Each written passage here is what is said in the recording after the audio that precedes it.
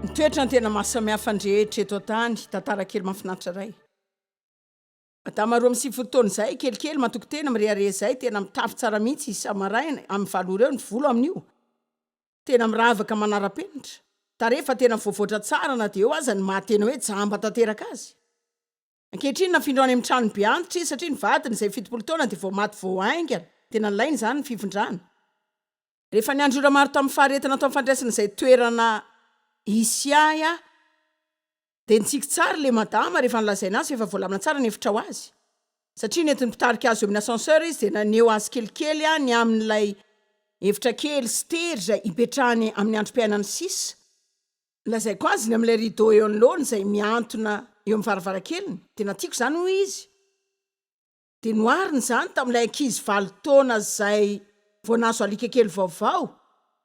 Ramatoa John sa mbola tsy hitanao akory ange ilay hevitra andraso aloha. Dia niten'ilay teny izay tsy adinoko izay mihitsy izy. Tsy dia misy ifandraisana amin'izany loatra izany, namaly am-pahatsorana izy hoe ny hafaliana dia zavatra izay hifalianao mialohan'ny fotoana. Ka nao tiako ny hevitra na tsy miankina loatra amin'ny fipetraky ny fanaka ao anatiny ao izany fa miankina amin'ny fandamenako ny saiko mihitsy. Efa nanapa-kevitra ny ity izany a. Fa saina izany. Hoy izy hoe efa nanapa-kevitra ny ity izany a. Fa nanapa-kevitra ataoko isamaraina izany isaky ny foa za manana safidy. Afaka mandany andro eo mpandriana manisan'ny fahasairanana izay ananako eo amin'ny vatako izay efa tsy afaka miasa atsony. Na za miala eo mpandriana dia misaotra ny amin'ireo izay mbola miasa. Fanomezana ny isan'andro ary mbola misokatra koa ny masoko dia mifantoka amin'ilay andro vaovao sy ireo fitadidiana tsara izay nitehiriziko ho an'izao fotoana amin'ny fiainako izao. Marina izany dia rao Andriamanitra.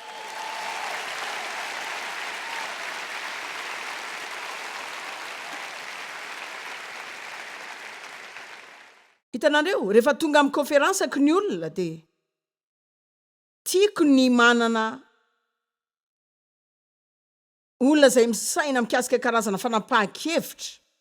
Satria hitanareo tsy misy zavatra tsara mitranga ho azy zany amin'ny fiainantsika.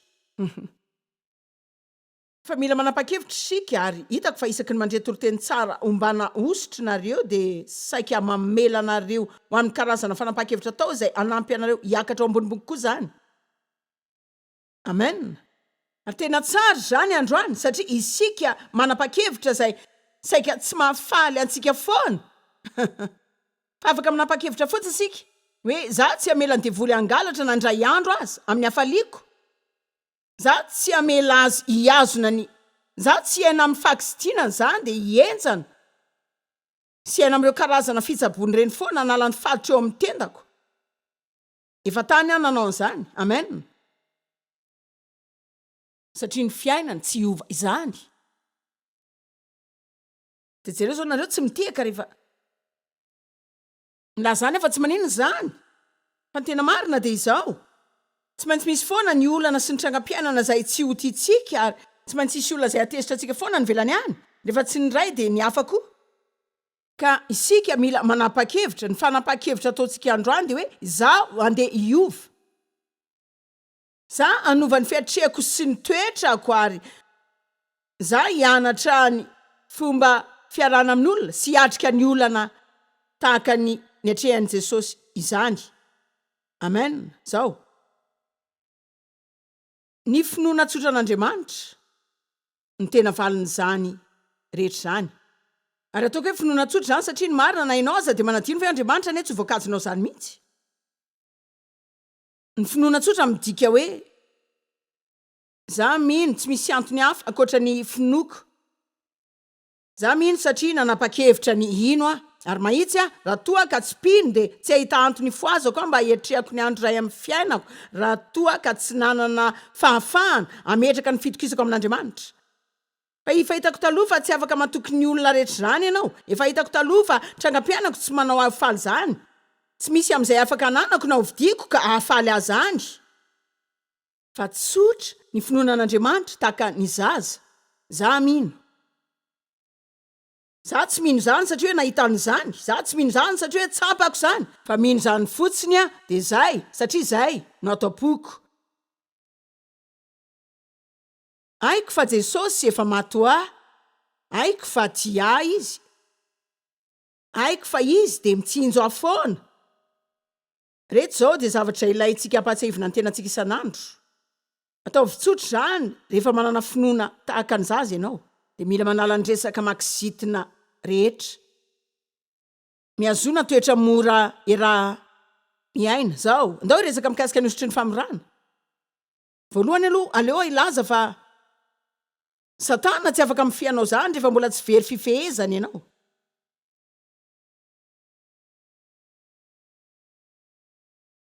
Zany zao no isan'ny tokony hosoratanao de ataonao amin'ny Facebooknao rehefa avy eo fa tsy atao anatin'ity fivoriana ity.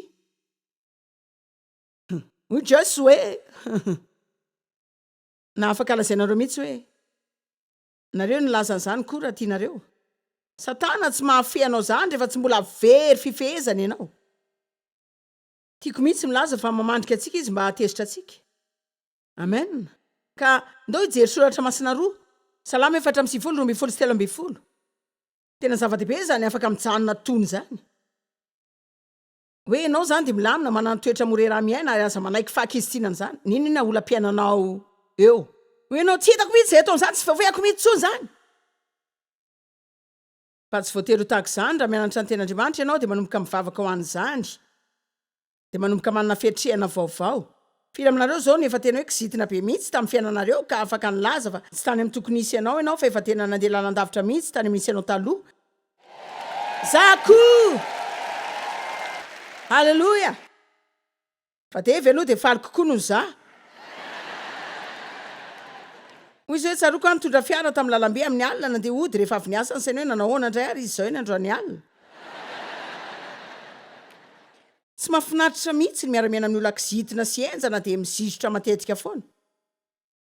Salama 4:20. Sambatra faly miadana de maty eo ty izay olona anarinao Jehovah sady ampianarinao avy amin'ny lalanao. Mba omenao fitsarana amin'ny andro fahoriana izy. Mba omenao fitsarana amin'ny andro fahoriana izy.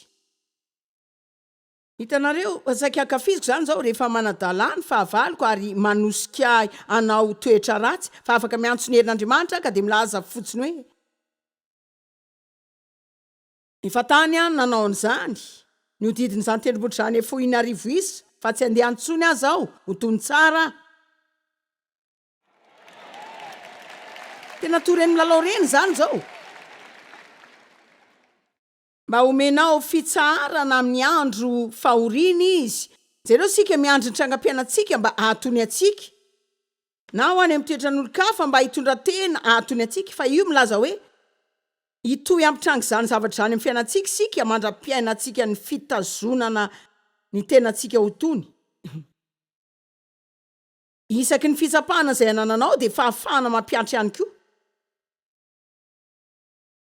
Mba omenao fitsarana amin'ny andro fahoriana izy mandra-piady lavaka tsy azo ialana ho an'ny ratsy fanahy. Zao na 4:1.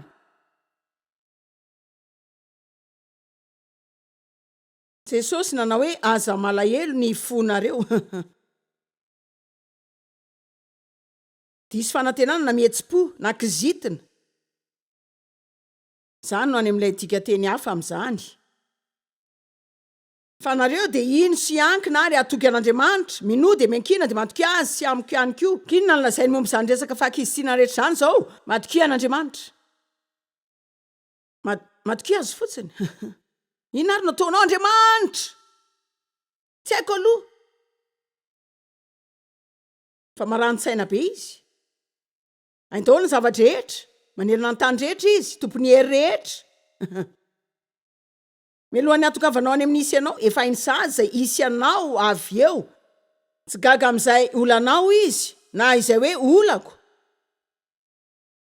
Fa aoka, ho tony fotsiny. Eto amin'izao tontolo izao no ahitanareo fahoriana. Fa hoy Jesosy hoe matoky anefa fa izaho efa naresy izao tontolo izao. Eto amin'izao tontolo izao no ahitanareo fahoriana. Matoky, izaho efa naresy izao tontolo izao. Izao hitanareo ny fiainana angeto tsy hoe olana mifandimbidim foana. Tsika koa de manandro tsara maro zay. Tena mahagaga mihitsy. Arak'izany raha mijery fiainako aho de samy laza fa ny fiainako matory de tena mahagaga. Kanefa de zao tahaka ny zavatra anaporifohina teboka ray de nanao fitadidiana teo amin'ny enerinandro teo.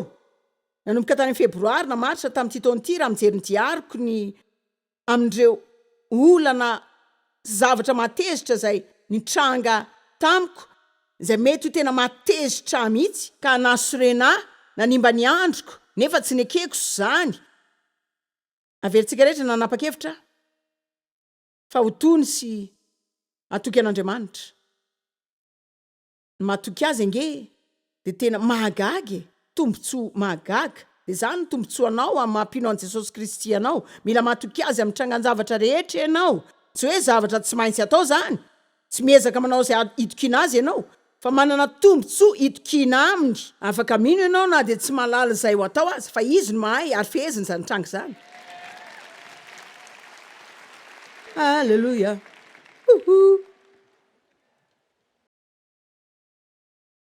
Zao ny 4:7 fiadanana no avelako anareo.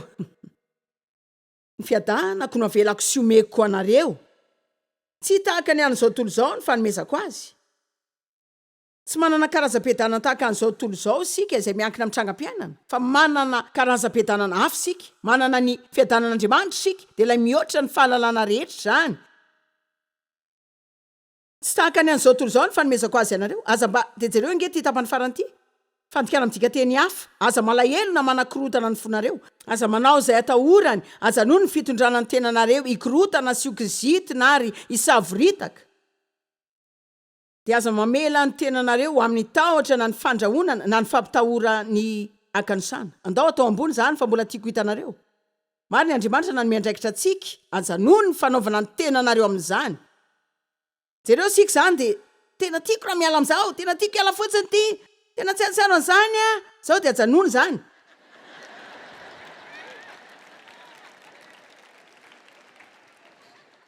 Raha tsy tianao ny hipetra-potsiny de hitsetra tena mandritra ny andro de voa de manaova zavatra. Mialahy ianao sainao aoka ho fitahiana ho an'ny olo-kafa. Aza mandany andro afa-tsoa ny hipetra-potsiny de hitsetra ny tenanao.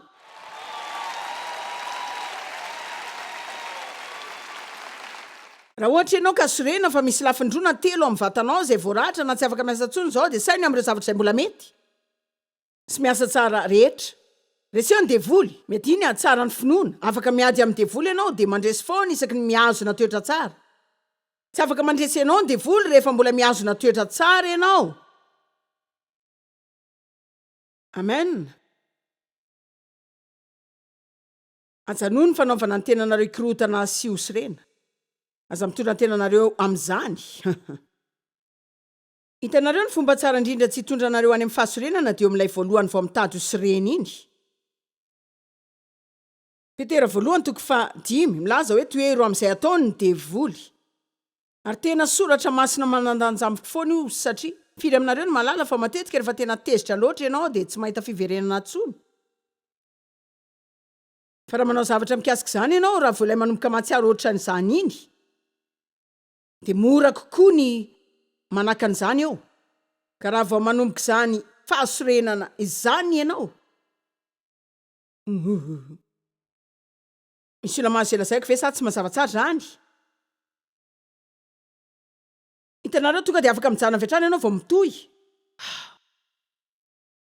Andriamanitra no mifehy izany. Dia izy.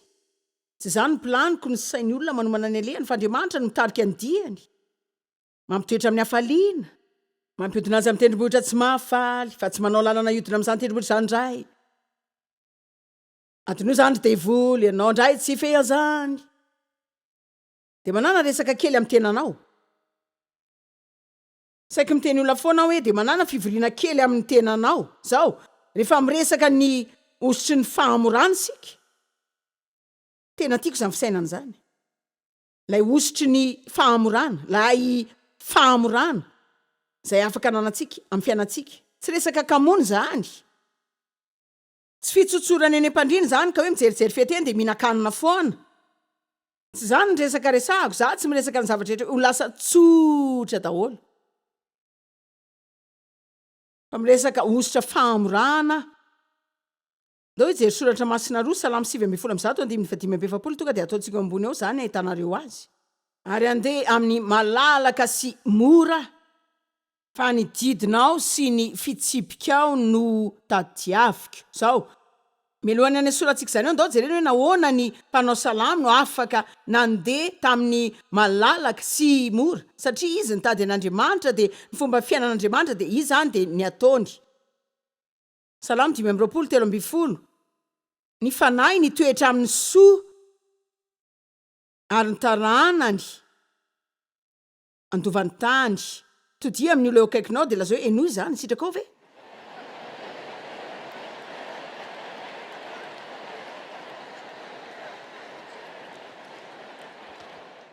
avela ho any ny fienjanana.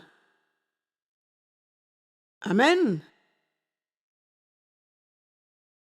Zao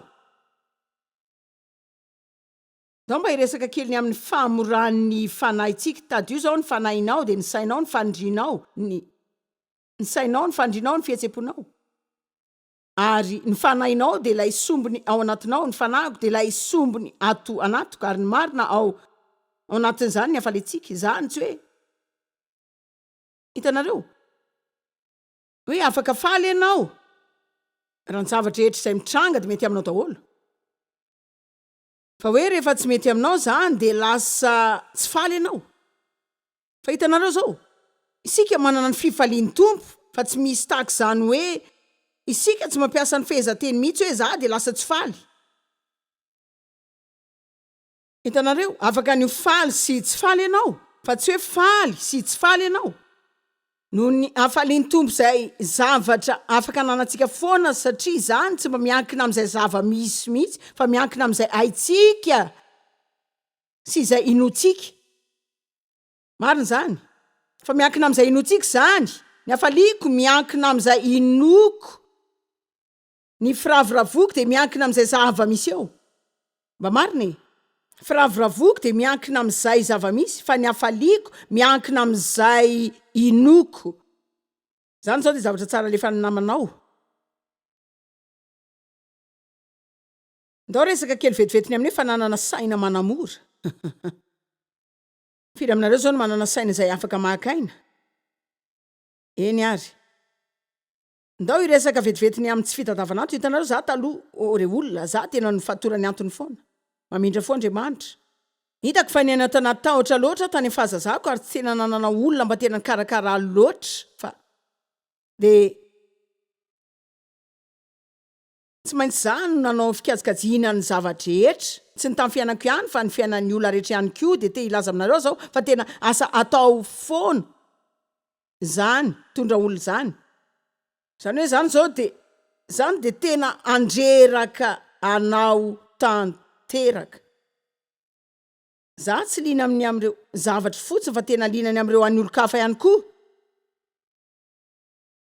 fa nanao antony maro foana Baiboly milaza ao amin'ny obolana 7 5:7 matokia an' Jehova ny fonao rehetra sy ny sainao ny fonao sy ny sainao isika hoe za matokia an'Andriamanitra fa ataonao ino ary sainao matokia an' Jehova amin'ny fonareo sy ny sainareo rehetra de aza miankina amin'izay mety ho fahalalanareo ary tena tiako manaraka io maneke azy amin'ny alehanareo rehetra fa izy no andamina ny lalanao tena tsotra kely mihitsy zany. Andriamanitra zange tena manana olana masosotra mihitsy za tsy manao izay kajiny zany fa mangataka anao an'me fahitana asehoia zay tokony atao amin'izao trango zao ary mandra-panaonao zany itoetra fitsarana foana tsy misy enatra na fanakanana amin'ny filazana hoe tsy haiko izay ho ataoko tena tsy haiko izay ho ataoko ny olona rehetra manontany anao foana hoe inona zao no ataonao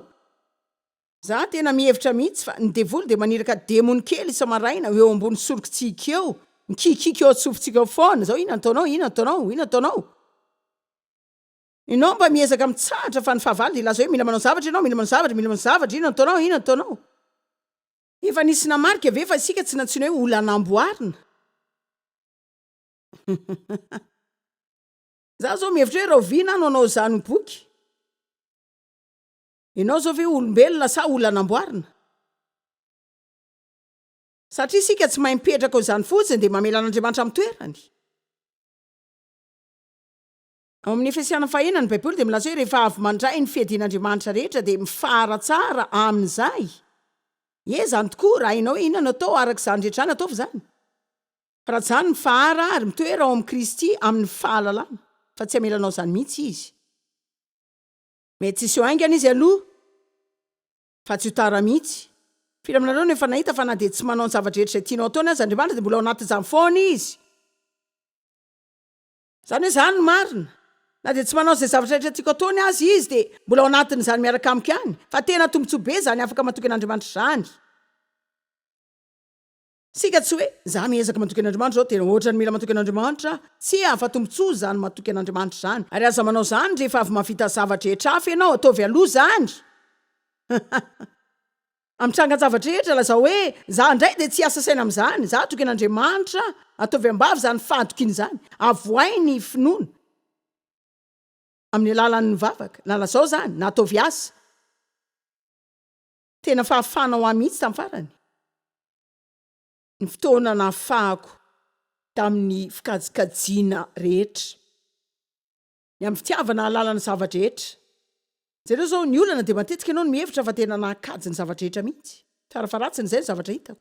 Ny hevitra fa tena nety iny. Ilay olona fa zao ny zavatra nitranga. Kanefa dia tsy zany ny zavatra nitranga amin'ny farany. Ka ny tena marina Andriamanitra no tena namangy ahy mihitsy. Ianao mihevitra fa tena malala tsara nefa diso zany. Fa tsy mahainao ianao tsy maran-tsaina arak'izay iveranao azy zany. Sika tsy tena malala arak'izay alalantsika ilay tena mpahalala zany.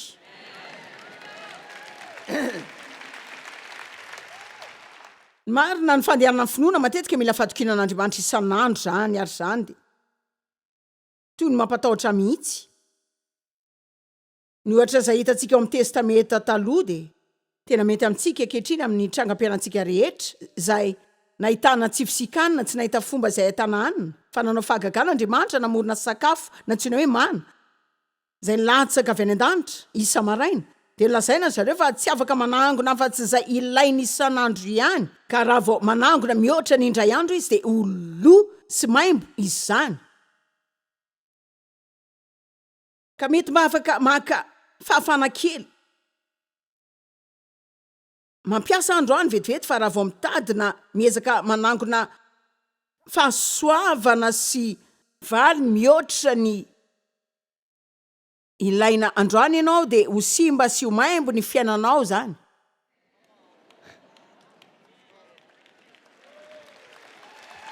Amen. Tena ampy ny fahalalana fotsiny androany dia azoko ny ilaiko dia hitanareo na dia efa manana zavatra rehetra voalamina amin'ny avy azy sika tsy hainao izay tranga eo. Zany hoe mety afaka manana antoka ianao fa hoe manam-bola mipetraka, mety afaka manana vola be mipetraka any banky, fa sika rehetra malala fa mety anjavona anatindray alina koa zany. Zany mahatonga ny Baiboly milaza hoe aza matoky amin'ny volanao na amin'ny zavatra na olona na amin'ny gouvernement, fa mila manao fitokisana amin'Andriamanitra sika, amin'Andriamanitra ihany no ametrahako ny fitokisako.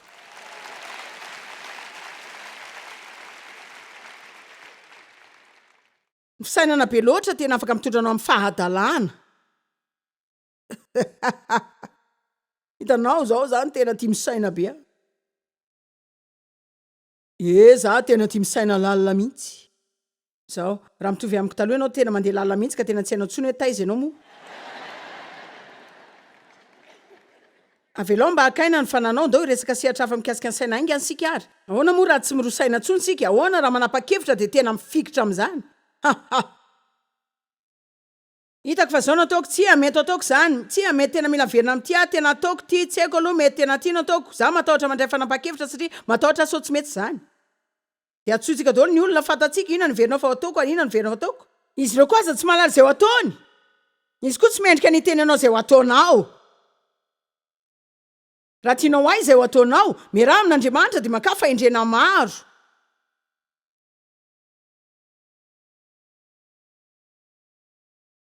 Misaotra anao Jesosy. Manapa-hevitra. Aza dehibe fanahina fa hoe tsy hay hanapa-kevitra ianao. Raha mandray fanapa-kevitra ianao, nefa lasa diso zany dia mbola tafavoaka ihany. Fa hoe nanao diso fotsiny.